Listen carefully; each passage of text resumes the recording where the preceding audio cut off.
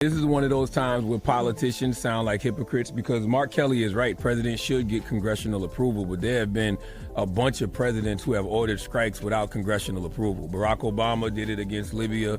Joe Biden ordered strikes in Iraq and Syria without congressional approval. Bill Clinton did it to, was it Kosovo? I think you pronounce it. So presidents ordering military action without congressional approval has become pretty routine.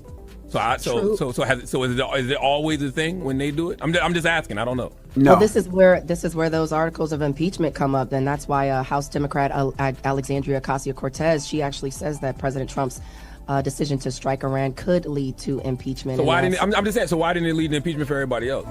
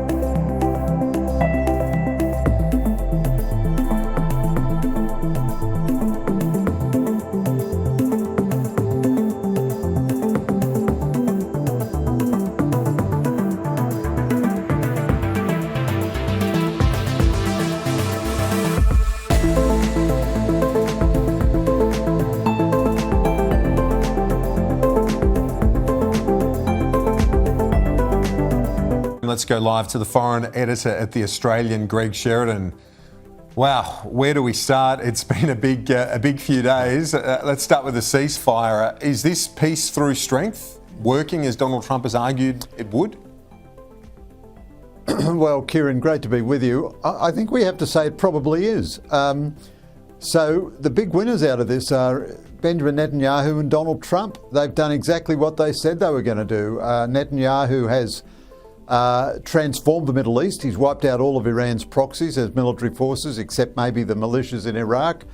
And Trump has come in and delivered massive blows to Iran's 3 primary nuclear facilities.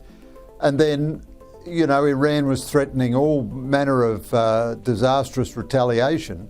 But I think this ceasefire is a sign that Iran has suffered a humiliating defeat, because it did a token strike on an American airbase in Qatar, which it told the Americans about in advance, politely sent over its missiles to be all knocked out. And now says it will stop fighting so long as Israel does, which means that it's enacting, at this stage anyway, no revenge. And US and Israel have achieved all their war aims so far. It can all go wrong, of course, but that's, if this ceasefire holds, that's where we're at the moment. And does it, you touched on it there, but the fact that the proxies are so diminished, the likes of Hezbollah, so degraded by the events of recent months, that they just have got no teeth, no firepower to fight back. Is that basically what we're seeing here? Yeah, absolutely. I mean, this is Netanyahu, you know, he has a lot of quirks to his personality and a lot of scar tissue, and he's good and bad, like Trump. But he is a very formidable leader. He might be the most formidable leader the Middle East has seen for 100 years or something. He has completely transformed the Middle East. The Israelis suffered a big failure and terrible event on October 7, and since then he has systematically destroyed all of Iran's proxies, the so-called Shiite Ring of Fire. The Iranians used to boast that they had 6 armies between them and Israel, and Netanyahu has taken them out one after another. Hamas can't launch attacks on Israel. Hezbollah is tremendously diminished and doesn't seem to have any spirit for the fight anymore. The Syrian regime has collapsed altogether. The Houthis can still fire missiles, but virtually none of them get through to Israel, and they've taken big hits. And now he's wiped out probably more than half of Iran's missile capacity and done enormous damage to its nuclear facilities. Now, there's still a couple of unanswered questions. Did he get the stockpile of uranium enriched to 60%, 400 kilograms of which the Iranians were supposed to have held? And the final thing Netanyahu has done is he got American backing, not only tacit backing, but active backing. He got the Americans to participate in the strike with him. So you have to virtually say that's Netanyahu 10, the bad guys 0.